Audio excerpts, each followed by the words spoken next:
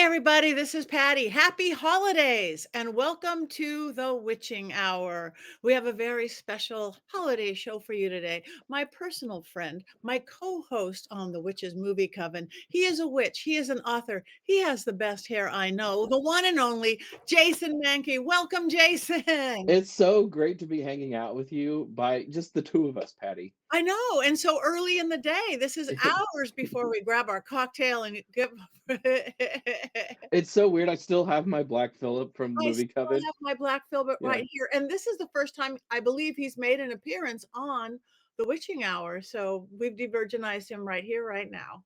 It Ah, sounds really dirty, but when I see you, I have to grab my goat. well, sounds good to me. So welcome, welcome. I mean, I could have you on. You have so many books. I could have you on every single month for the entire year, literally.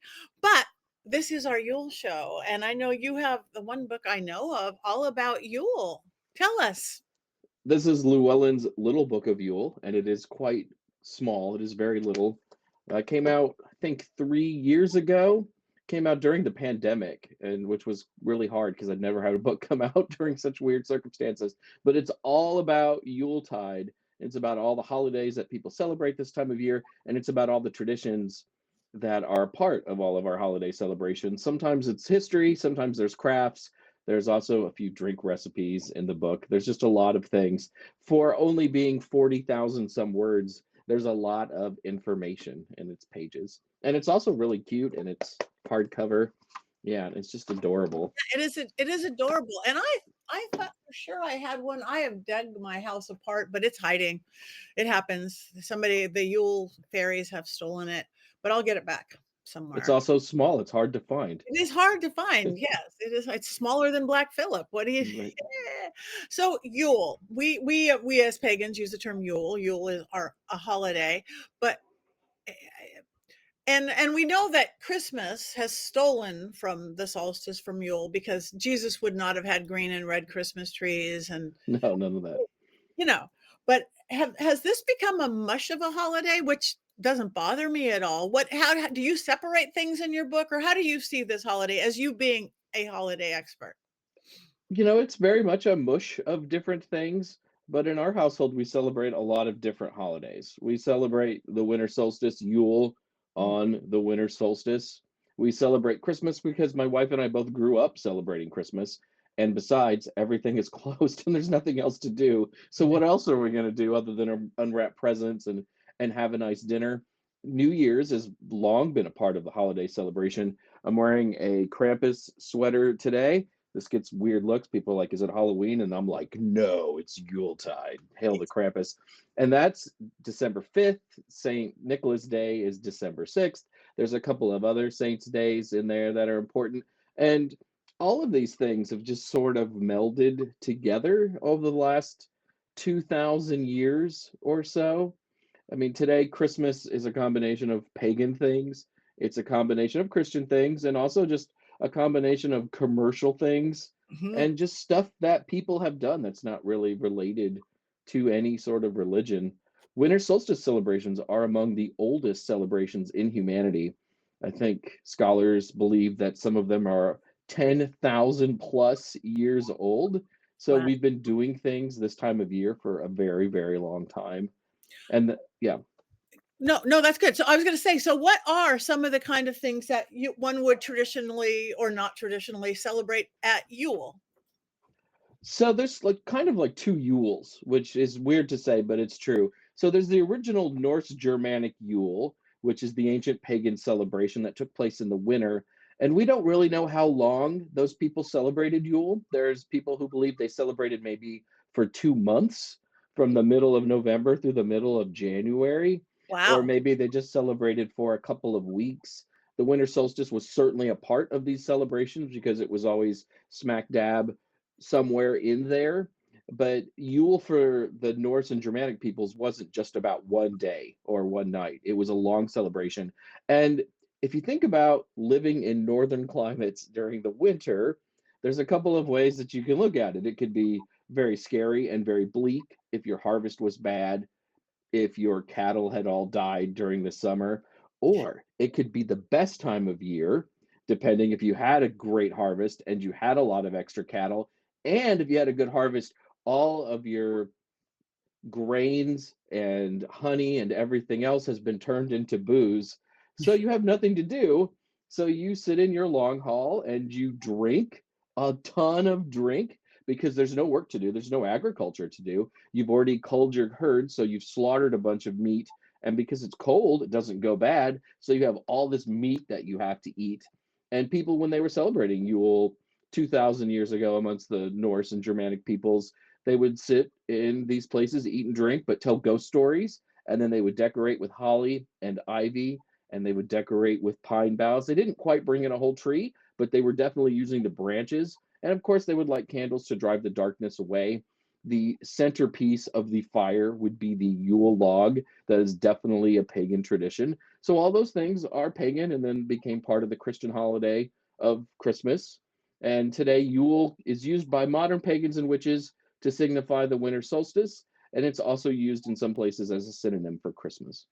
Right, that is beautiful. Mhm. So, what exactly is a Yule log to somebody who doesn't know? My coven, not my movie coven, my other coven, without the goat.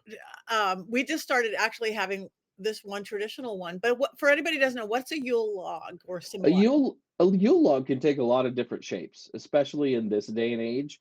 Originally, the Yule log was the biggest log in the fire, and sometimes you would go out 10 months before the holiday season and find your Yule log and drag it back to wherever you lived. You might let kids ride on the Yule log as you drug it because it was big log. And sometimes people would tie ribbons and things to it. It was very exciting. And you brought it back early because you wanted it to dry out so it would burn very easily. And a lot of times when people had a Yule log, they would take the ashes and then they would use the ashes for magical purposes, for good luck, sometimes to head off bad weather. And then it was often in some places considered good luck to spread last year's ashes on top of the new Yule log. Today, a Yule log can take many different forms. If you have a fireplace, it might just be the log that you put in when you celebrate the winter solstice or Christmas or whatever it is that you're celebrating. In our house, though, our Yule log is a log, but we don't light it on fire. Instead, it has places for candles, and we light the candles to symbolize the solstice. And in our coven rituals, we jump over the Yule log with the candles burning, basically to represent that we're jumping away from the bad things of the year. From so in 2024, we'll be doing a lot of jumping at our ritual this year. And then now for a lot of people, the Yule log is something they turn on their television and watch while they're unwrapping presents or doing whatever it is they're doing. And I think those are great because there's some really different ones out there. There were some Marvel ones a few years ago where you see Thor and his hammer right by the fireplace, or Captain America and his shield. There's a Game of Thrones one where there are dragon eggs in the fire. I know there's some Harry Potter ones too. And those are really a part of the Christmas season now, absolutely. And Yule logs have been on television since the 1960s. So this is, Really? yeah. I didn't realize. There's Uh, also a Yule log cake. And now in France, this is a really big traditional thing to eat, the bûche de Noël, the Christmas log. And usually it involves like rolling up pastry. And my wife makes them, and they are very, very labor intensive. There's a recipe for one in my book, but I made it like as lazy as possible for my book because I'm not like the baker that she is. wow. That is so what are your what are some of the sample, like, rituals or things that you talk about or celebrations? In the book, In the yeah. or that suggest for people, like, I've been doing what I the holidays, whatever they wanna call it, Christmas, Hanukkah starts at the same time, Yule, the same forever and ever. What's something that people could, whether it's pulled from pagan history or anything? You're For such a me, tell us. For for me, I love festive Yule celebrations. I like to go back to the Roman origins of the holiday, and a lot of things that we do this time of year can be found in the Roman Saturnalia, which was celebrated for several hundred years, and they decorated much like the Norse did with with the evergreen boughs and branches, the holly, the ivy, lit candles, sang a lot of carols. But what they really did during those periods of the Saturnalia was eat a lot and drink a lot and subvert the social order, which we don't really think about as being a part of Christmas, but was for several centuries, really up until maybe the 1850s. So when I celebrate, like our coven, we make a big pot of wassail. So I get some apple cider and then I put a bunch of different things around the cider to represent things that we want to bring into our lives in the coming year. So there's rum for spice and excitement. There's orange slices for sunshine. We do cinnamon for warmth. And I think I have like 10 or 15 different things I put in there. And I think they're all in the book. But a lot of times it's just what do I have in the spice cupboard that wouldn't be gross in this cider. And so we all put it in there and then we all drink at the end of the ritual and share a toast. And you're trying to drink in all of those different elements. So that's one way I like to celebrate. But there's also sort of more quiet and serene things that you could do. For a lot of people, Yule is really about the return of the light. It's about going outside and observing just how dark it is. And this is the longest night, which for our ancient ancestors was probably quite terrifying to Mhm. some degree. And then after all of this darkness, the sun still rises and you celebrate that. I know a lot of people who do Yule vigils.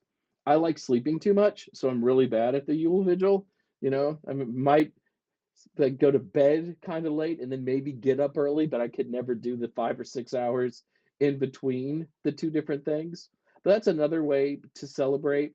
In our coven, for a long time, we used to celebrate the rebirth of the sun. And sometimes we'd symbolize that with a baby, like the goddess giving birth to the young horned god, who was also a solar deity. There's just so much you can do this time of year. If it's something that matters to you during the Yuletide period, you can incorporate it into a ritual, and that should have resonance and meaning for you. I'm a huge fan of Dickens' A Christmas Carol, so I've built rituals around the ghosts of Christmas past, present, and yet to come. And one Yule ritual, I swear that I had drawn down the spirit of Christmas past. I Yeah. was just acting like the character does in the book, and there was just this energy, this great joy in our ritual space, which you get from the ghosts in Dickens' book, with the exception of the ghost of Christmas yet to come. So, like, all of that stuff, I think, is on the table.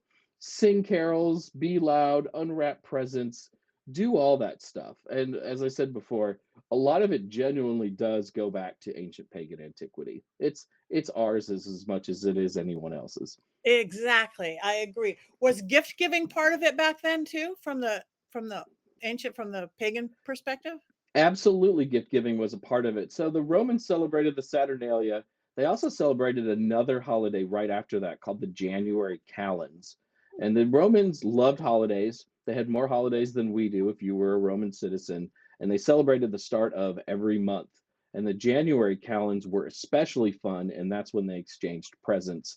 There was a writer who wrote something like, the impulse to spend seizes everyone.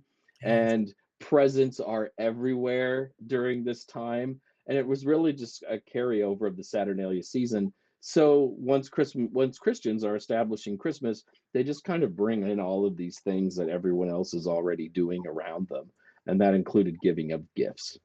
Right, which I think is beautiful. I Yeah, like the mush factor. I'm a stew girl, you know? yeah.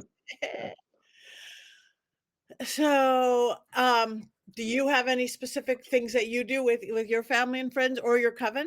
I mean, both magical or There's a lot of little traditions that my wife and I have this time of year. We just decorated our Yule tree, and she always wants to watch White Christmas while we decorate. And I every year say this is barely a Christmas movie. They only sing one Christmas song in the whole movie, but it's what she wants, and she's prettier than I am, so she wins. And that's what we watch. But there's just, all the little things that we do. There's Yule with the coven. There's Yule, just the two of us, kind of observing the sun rising and setting. We like to go to our local pub on Christmas Eve. It's an Irish pub, and all the Irish people come in after going to Catholic mass yes. and to get drunk. But then Santa Claus comes in because everybody brings their kids, and it's just fun to be downtown and seeing people hang out with Santa and little kids. And our families live over 1,000 miles away from us, so we don't see our parents or anything like that during the holidays. So it feels like we've been adopted by the pub and all the Irish families, which is fun. And then, of course, New Year's is a part of the holiday season too. And I like to celebrate Irish New Year's at 4 o'clock because then I don't have to stay up if I don't want to till midnight. So that's another way to look at it. So is Irish New Year's really 4 o'clock? Why? Because it's midnight in Ireland, or Absolutely, that's it. Yeah. because we do New York New Year's a lot, 9 o'clock, and there you go. But then Yeah. they usually hit up to another party or something, but that's good. Um, I one thing I do know, and we could talk holiday movies since we are on a movie coven together, but I do know that you do start the holidays earlier than many of us. I I start the yes, I start the holidays probably November 1st. Yeah, You know, not hardcore, but that's the first day I really let myself listen to Christmas carols and things. I keep my jack-o'-lantern up for another few days. Oftentimes we're still doing Samhain stuff with the coven, and I don't put the lights up in my house till like November 7th, but I do start earlier than most people.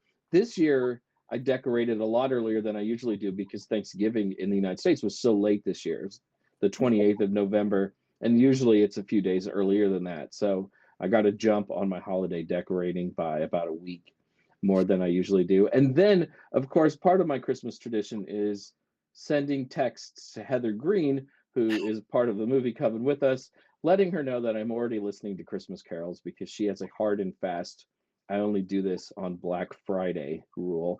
And yeah, I like to mess up that rule. yeah. Yeah.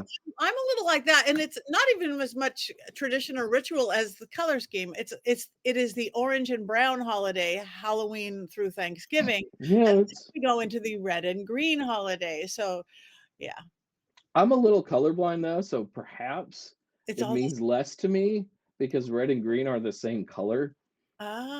maybe Yeah, that's it. that Maybe might be. Maybe that's the whole reason I start early. I'm colorblind. what? Oh, okay.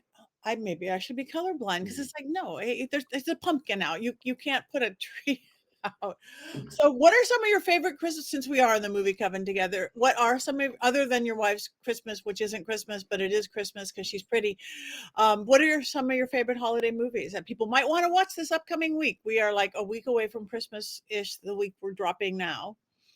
As cliche as it sounds, I love It's a Wonderful Life, and I watch it every Christmas Eve, and it makes me cry a whole lot.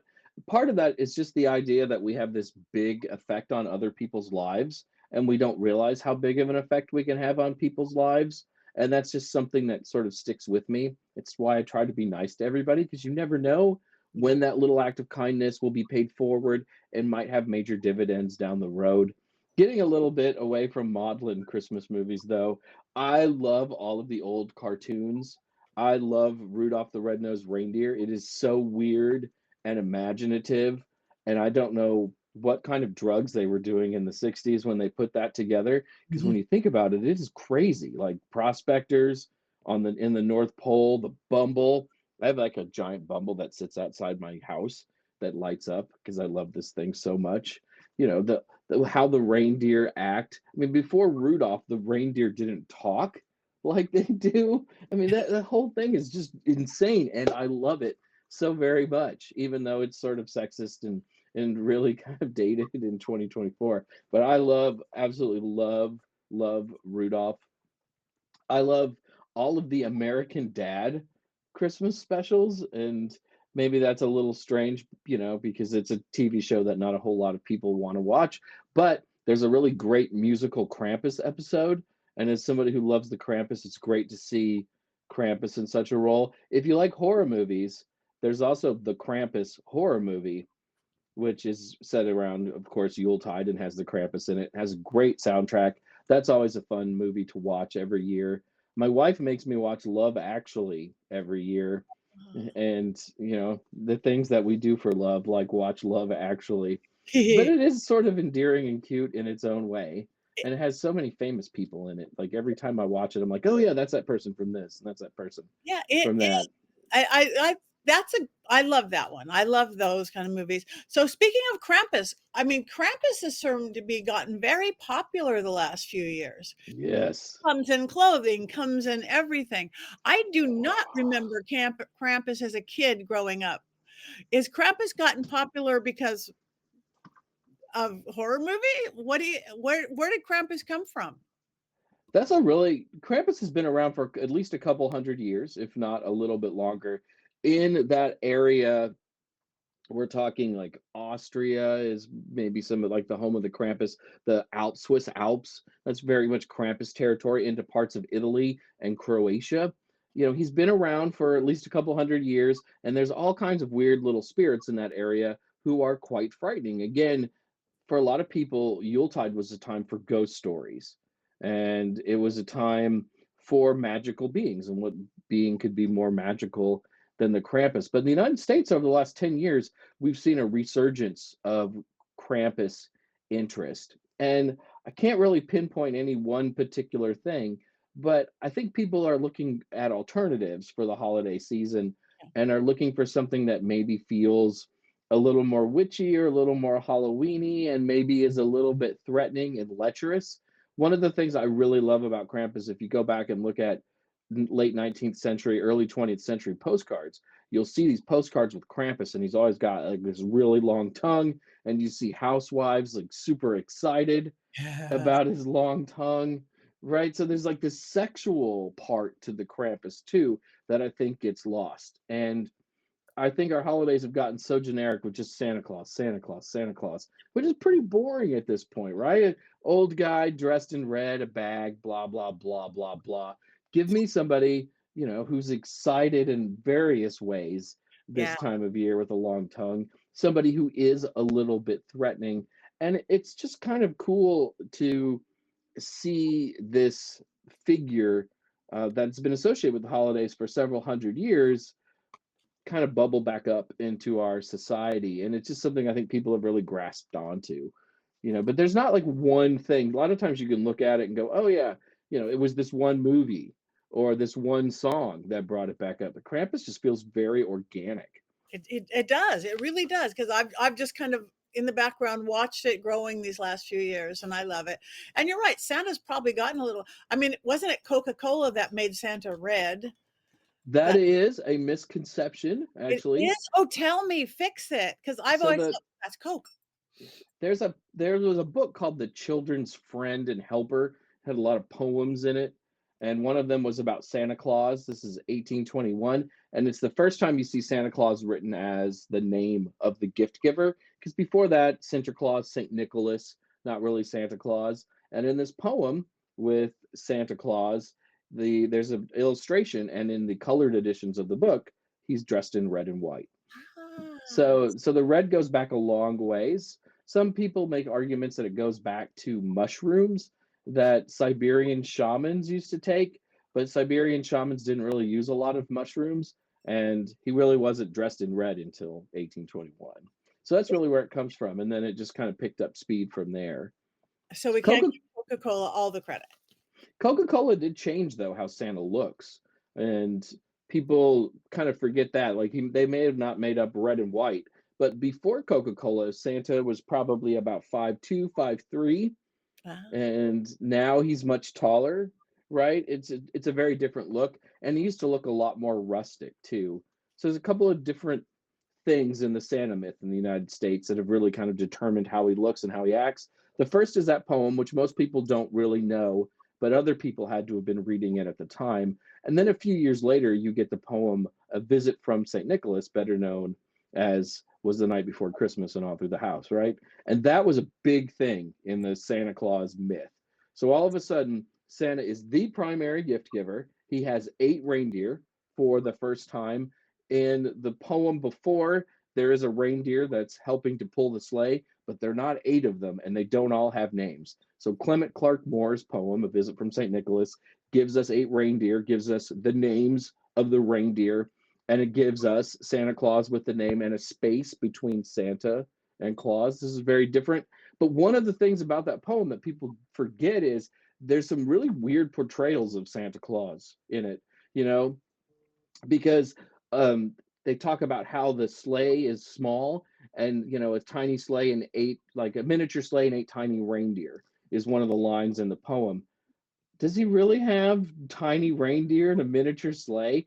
There's this idea that Santa was a very short person, sort of like, a fairy or a gnome. And then eventually we kind of grow out of that and Santa becomes more of a normal height.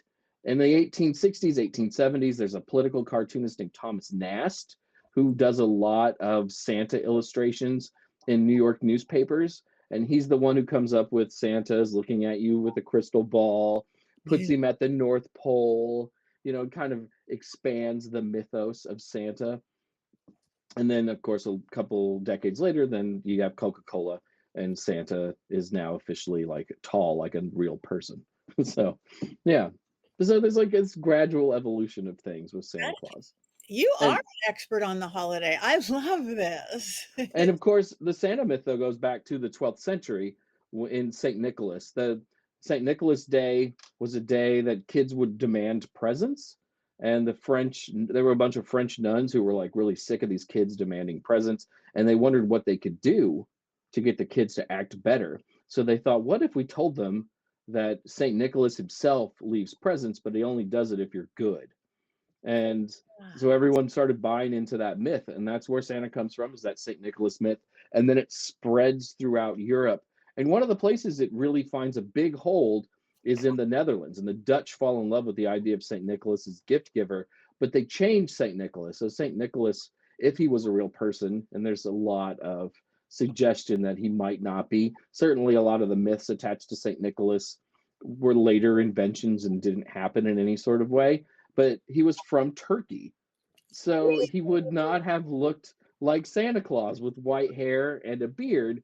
But the Dutch sort of changed the way he looks, and he ends up looking kind of like Odin, the god Really? Odin. And they give him a horse to ride to deliver gifts.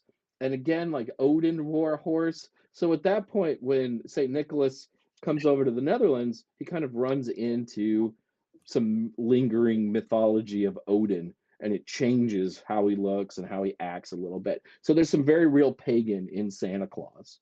I love that. And from Turkey. I'm a Turkophile, so that is Yeah. awesome. I love that. Did not know that. Wow. Yeah, and he's just one of many gift givers. One of the things I hate about the United States and Yuletide is we have decided to put all of our eggs in like two baskets. Everything's going to be Christmas Day and everything's going to be Santa Claus. And if you go over to Europe, there's a lot of other gift givers. There's Befana, who is an Italian witch who delivers presents. Some of these figures deliver presents on Epiphany, January 6th, or New Year's. But for a long time, if you got a present anywhere through Christmas and Epiphany, they just called it a Christmas present. It didn't have to just be on one particular day. So there's Befana, there's the Christ kind, which was a reaction against St. Nicholas. Martin Luther did not like the idea of a saint giving gifts because he was trying to get saints out of Christianity. So he said, what if the baby Jesus delivered gifts on Christmas? Doesn't that make more sense? But it's really hard to dress somebody up as a baby, and have that baby interact with people who are looking for gifts. So eventually they sort of aged Jesus up, and they would have young women portray the Christ child because women are smarter than boys at that point and we're better off doing this. But eventually, though, it moved away from the Christ baby, and the Christ kind develops into like this female fairy celebrating the Christmas season. And originally it was a young girl, and then it just sort of aged up. And now when you see Christ kinds, they can often be like a full grown woman, and she usually has wings on her back, and she looks like a fairy princess. Yeah, Much better, much more fun than Santa Claus. that sounds very fun. I want a fair. Sorry, my cat just knocked over my ring light, knocked Mhm. over everything on my desk. Um, Happy holidays. I That's don't what they have do. my tree up yet. That's going to be fun. There's A even a Yule cat. I mean, there's just Yule all, cat? yeah, I think it's more of a terrifying thing, but they're all there. There's a Yule goat who was a gift giver for a long time. That probably goes back to memories of Thor, whose chariot was, pulled by goats. So, like, yeah, all of this Christmas and pagan and all these different gift givers. And in a lot of places, they would all get along too. In late 19th century, early 20th century postcards, sometimes you see Santa in a car with Krampus, and Mhm. sometimes you see Christkind and Santa hanging out and all this. So they're not very competitive. All these gift givers, they do like each other.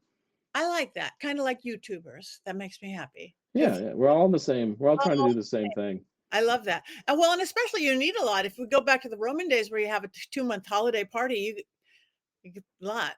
And I'm kinda digging on that. Yeah, I want to bring back like a longer holiday season. So every once in a while, someone will ask me, "What are the 12 days of Christmas?" What And are the people, 12 days of Christmas? the 12 days of Christmas are Christmas through January 5th. That's it. It's that period of time, and that was a period of time when people just didn't work. That was about eating, it was about drinking, and if you were in a predominantly agricultural society, there really wasn't a whole lot of work to do that time of year, right? Because you can't harvest anything.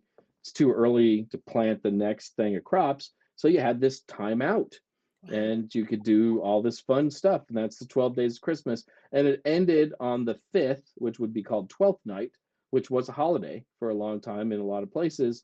And January 6th was Epiphany, and you had to go back to church. Hmm. So that's why it ended when it ended, right? So those are your 12 days. That's it. And today, now, like you go into Target on the 28th of December and they're putting up Valentine's stuff. All the holiday stuff has come down. There's no more carols playing anywhere. And No, it's pretty sad. It's called the holidays. It's supposed to last. It's not just supposed to end on the 25th or 26th. I agree. Yeah, it seems like you gotta turn that music off now. You got yeah, it's that is interesting because then you gotta go blue and silver for New Year's. Right, and this say should be just the same color scheme. Yeah, You don't have to change anything up until Mardi Gras in the middle of January. there you go. Ah, Yeah, ah. and Anyway, oh my god, this is fascinating. So for everybody out there, tell people well, again, not just this book, because I know you honestly have more books published than anybody I know. So where can they find this book? Where can they find your other books? Where can they find you and any events that you have coming up? like Patti Negri, I'm a Llewellyn author, so our books are available everywhere that books are sold. That doesn't mean that they're gonna carry them, but you can ask your bookseller to order it. Of course, you can go online and find it. I really support people shopping at their local witch shop, metaphysical shop, or local independent bookseller if possible. I'm very easy to find online. I'm Jason Mankey. I'm one of 4 Jason Mankeys in the United States, and I dominate the search. Uh, Despite there being a preacher with my name as well. Really? Oh, he He's must get some interesting email and I bet. I feel bad for him, kind of, but not too bad. Ah. Yeah. Um, oh, this is fabulous. So you can find you online, you can find you on social media. Do you have any events coming up in January? That's a really quiet time in the pagan world. Nothing really starts until February, and then there's convocation in Detroit, Paganicon in March in Minneapolis. Somewhere in there, I'm in Seattle. I'm in Texas the first weekend in May. There's lots and lots of travel That's coming for next year. But this is the time just to party and to celebrate Yule and to be down with the holidays. I love that. I don't have to go anywhere in December. I love it. And get yourself a Krampus shirt and whatever Yes. color scheme you so desire. Yeah, I it love doesn't it. have to be quite this like scary looking. That's a scary one. That's like skeletal Krampus. I like Yeah. it. Yeah. Anyway, thank you, Jason. One of you guys, you're gonna love him, follow him. He's one of my favorite people in the planet.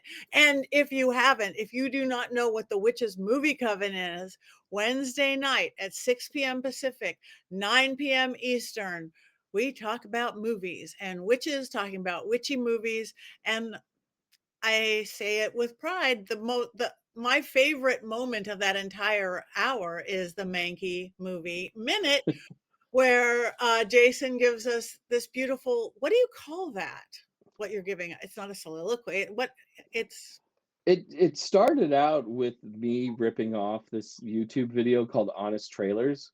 I Right, that's what inspired it, but now it's too hard to do those every time, so it's just whatever weird, funny thing I can make up that lasts 3 or 4 minutes. It lasts a lot longer than a minute now.